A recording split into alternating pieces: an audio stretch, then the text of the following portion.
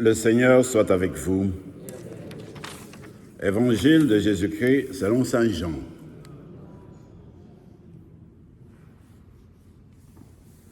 En ce temps-là, Jésus venait de dire à Pierre, « Suis-moi ». S'étant retourné, Pierre aperçoit, marchant à leur suite, le disciple que Jésus aimait. C'est lui qui, pendant le repas, s'était penché sur la poitrine de Jésus pour lui dire, « Seigneur, quel est celui qui va te livrer ?» Pierre, voyant donc ses disciples, dit à Jésus, « Et lui, Seigneur, que lui arrivera-t-il? Que lui arrivera-t-il » Jésus lui répond, « Si je veux qu'il demeure jusqu'à ce que je vienne, que t'importe? Toi, suis-moi. » Le bruit courut donc parmi les fidèles que ses disciples ne mourraient pas. Or, Jésus n'avait pas dit à Pierre qu'il ne mourrait pas, mais « Si je veux qu'il demeure jusqu'à ce que je vienne, que t'importe ?» C'est ce disciple qui témoigne de ces choses et qui les a écrites. Et nous savons que son témoignage est vrai. Il y a encore beaucoup d'autres choses que Jésus a faites, et s'il fallait écrire chacune d'elles, je pense que le monde entier ne suffirait pas pour contenir les livres que l'on écrirait. Acclamons la parole de Dieu.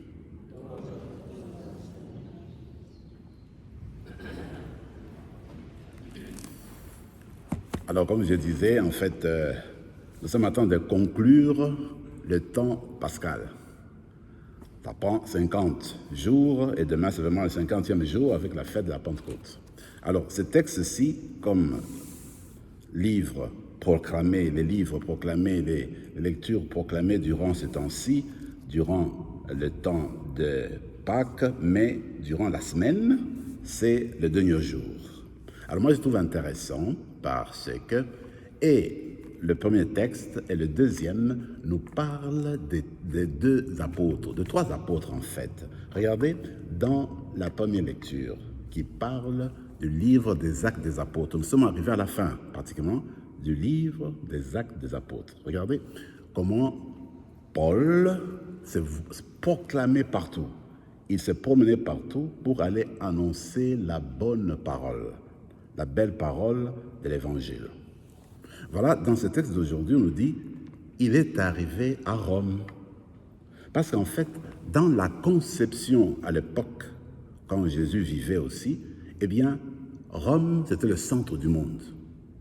Alors, les apôtres désiraient aussi aller jusqu'à Rome, parce que c'était le centre du monde où il faut aller annoncer la bonne nouvelle.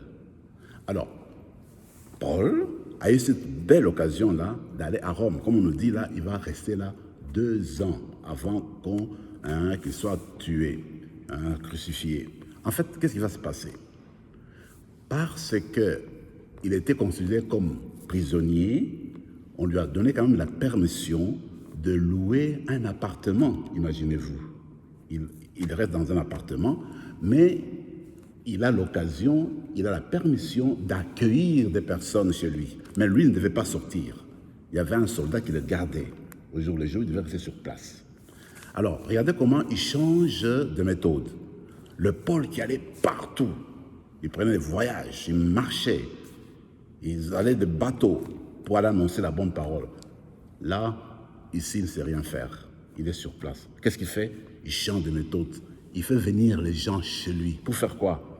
La même chose. Annoncer que Jésus-Christ est le Fils de Dieu, que Jésus-Christ est le Messie, que Jésus-Christ est notre Sauveur. Et il le fait avec ses paroles, avec son exemple aussi, la manière de vivre. Comme pour dire, l'évangélisation peut se faire de plusieurs manières.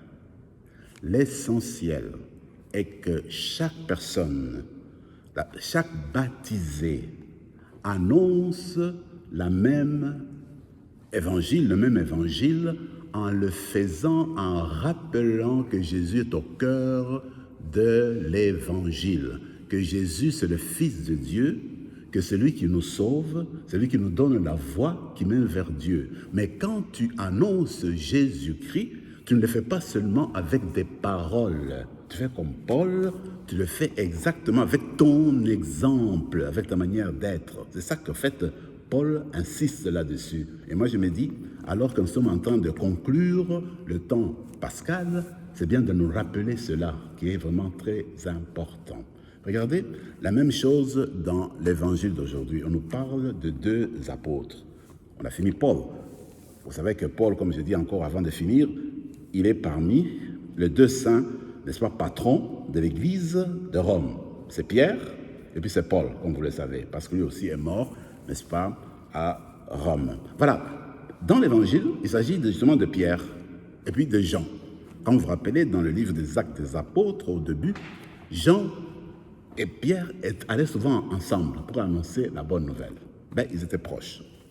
Voilà qu'à la fin de la vie, Jésus va dire à Pierre, écoute, toi là, quand tu vas grandir, tu deviendras vieux, eh bien, tu n'auras plus personne pour t'aider, comme tu le fais maintenant, de te donner soin à toi-même et aller où tu veux aller. Mais dans ta vie, comme tu deviens ancien, comme tu deviens vieux, ce sera difficile pour toi d'avancer. Mais quelqu'un d'autre viendra t'aider pour te faire avancer les choses.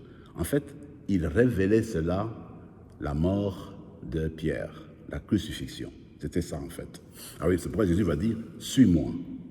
Mais maintenant, lui, Pierre, se retourne, il voit Jean.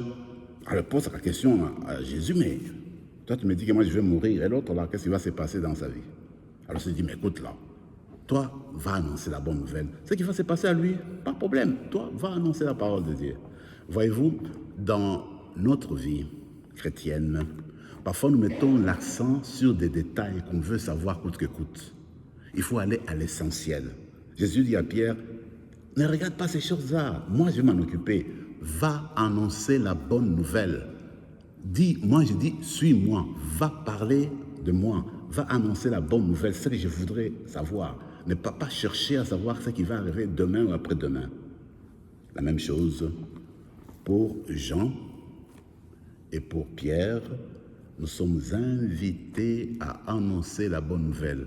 Chacune d'entre nous a reçu des grâces du Seigneur, a reçu le don de l'Esprit. Chacun de plusieurs manières. Chacune d'entre nous peut annoncer l'Évangile selon sa manière, telle que l'Esprit lui a donné. Alors, tu peux être comme Pierre, tu peux être comme Paul, tu peux être comme Jean. Alors, tu es toi-même. Et le Seigneur t'appelle à annoncer la bonne nouvelle. Ne veux pas te préoccuper, qu'est-ce qui va se passer après? Toi, fais l'essentiel. Annonce que l'Esprit du Seigneur est arrivé, que le Seigneur annonce le nouveau monde, le royaume de Dieu, et que nous sommes invités à le bâtir dans ce monde d'aujourd'hui. Alors, c'est quelque chose de concret, des choses concrètes que nous sommes appelés à faire. Alors, continuons à célébrer cette messe, alors que nous terminons à la fin de cette époque du temps pascal. Rappelons-nous que ce qui compte vraiment, c'est annoncer la parole de Dieu. Et savoir que quand on annonce la parole de Dieu, on n'est jamais seul. Parce que l'Esprit du Seigneur est avec nous.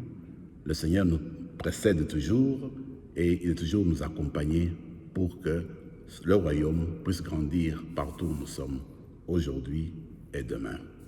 Amen.